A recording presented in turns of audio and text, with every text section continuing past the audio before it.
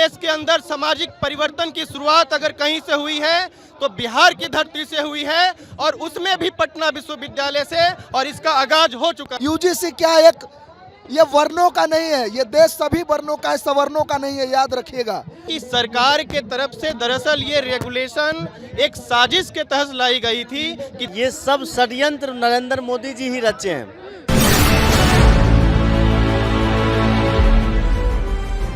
नमस्कार, मैं हूं अनुराधा झा, आप देख रहे हैं स्टार टीवी बिहार। देखिए, अभी हम पटना कॉलेज में मौजूद है। यहाँ पे बहुजन समाज से तमाम छात्र जो है यूजीसी एक्ट को लेकर कह रहे हैं कि यूजीसी एक्ट को लागू करो। तमाम छात्र इकट्ठा हुए हैं और उनकी मांग है कि यूजीसी एक्ट जो रोक लगी है, स्टे लगी हुई है, जो सुप्रीम कोर्ट स्टे लगाई है, जिसको लेकर तमाम छात्र इकट्ठा हुए हैं और उनका मांग है कि जो यूजीसी एक्ट पर स्टे लगी है उसको लागू करनी चाहिए। तमाम यहाँ पे छात्र हैं, आइए उनसे बात करेंगे। क्यों आप लोग यहाँ पे विरोध कर रहे हैं, क्यों आए हैं, भीड़ लगाए क्यों है? भीड़ इसलिए लगा है कि जो सामाजिक मूल्यों के लिए आज जगदेव बाबू की जयंती है, जिस पर हम लोग जो है उन्होंने लड़ते लड़ते सामाजिक लड़ाई आखिर में जान दे दी, और उन्हीं के मूल्य पर चलते हुए जो यूजीसी रेगुलेशन क्या कहता है, एक लॉ ऑफ प्रोटेक्शन है। दिक्कत क्यों हो रहा है आप लोग? यूजीसी से आपको क्यों दिक्कत हो रहा है? अगर स्टे लगी है, सुप्रीम कोर्ट स्टे लगाई है, तो फिर दिक्कत क्यों स्टे लगाई है? 3 महीना तक लगातार जो है किसान आंदोलन हुआ, नहीं आँख खुला उनका। महिलाएं मनरेगा को लेकर के सालों से धरने पर थी, आँख नहीं खुला। लेकिन यूजीसी क्या एक ये वर्णों का नहीं है, ये देश सभी वर्णों का है, सवर्णों का नहीं है, याद रखिएगा। और आँख खुल गया सुप्रीम कोर्ट का, डायरेक्ट रोक लगा दिया गया। क्या आप ये भी नहीं कह सकते थे कि उन वंचितों शोषितों वर्गों का यह अधिकार है? क्या ये जो सुप्रीम कोर्ट ने स्वयं यूजीसी को यह गाइडलाइन दिया था कि एक करे कानून बनाए जाए रोहित वेमुला के और पायल तड़वी के हत्या के बाद, संस्थागत हत्या के बाद, उन्होंने खुद यूजीसी को दिया था।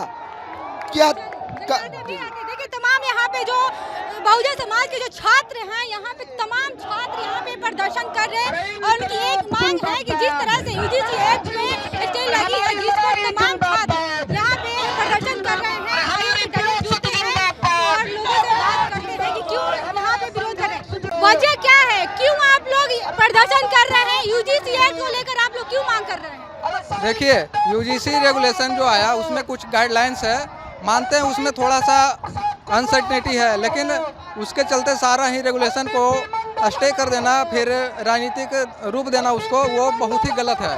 क्योंकि कॉलेज कैंपस में एक आम गांव में ग्रामीण परिवेश में तो भेदभाव होता ही है, कॉलेज कैंपस में उससे ज़्यादा भेदभाव होता है। रोहित वेमुला हो गए, पायल तड़वी हो गए, इस तरह के कई विद्यार्थी हैं। तो नहीं है कि जो सवर्ण समाज से जो लोग आते हैं, सवर्ण छात्र है, उनके साथ भेदभाव नहीं होता है? बिल्कुल होता है, मानते हैं, लेकिन अगर उनके एक अधिकार के चलते सारा जो ढेर सारा अधिकार है हम लोग का वो छीन लिया जाए तो वो तो गलत है।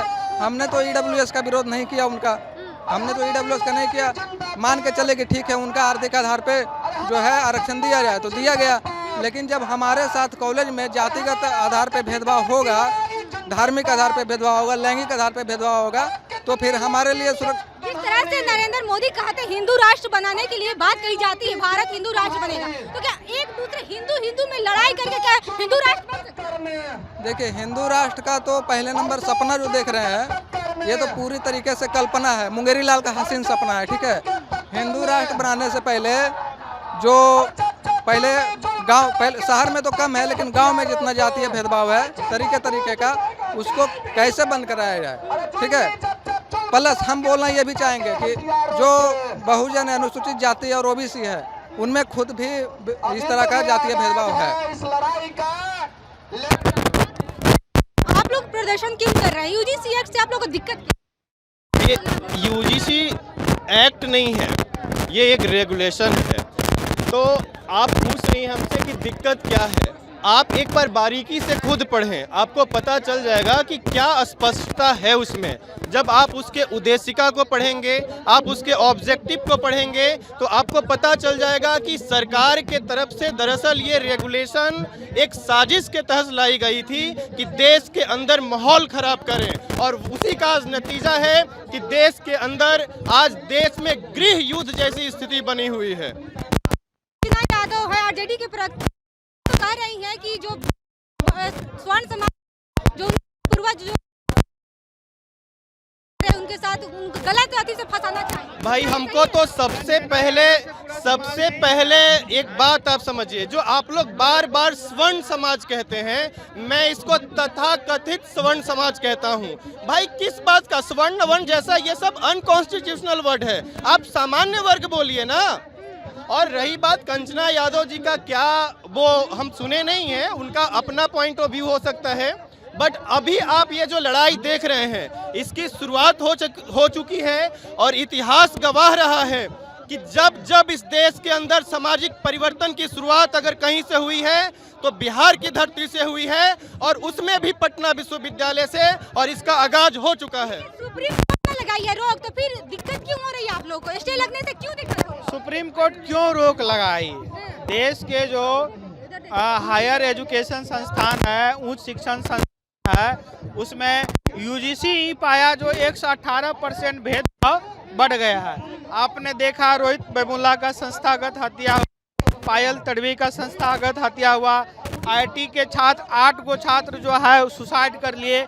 दिन प्रतिदिन शिक्षण संस्थान में लड़के लड़कियां सुसाइड कर रहे हैं, इसके पीछे क्या कारण है? क्या ऐसा कहा, जो सवर्ण छात्र है, ऐसा कहा जा रहा है उनके द्वारा कि सवर्ण के साथ भी तो ऐसा हुआ है, SC/ST एक्ट लगा के उनके साथ 10 साल तक इनका जेल में है, अभी तक उनको नहीं। सवर्ण उस बिल में EWS को भी जोड़ा गया है, पढ़े हैं आप बिल को?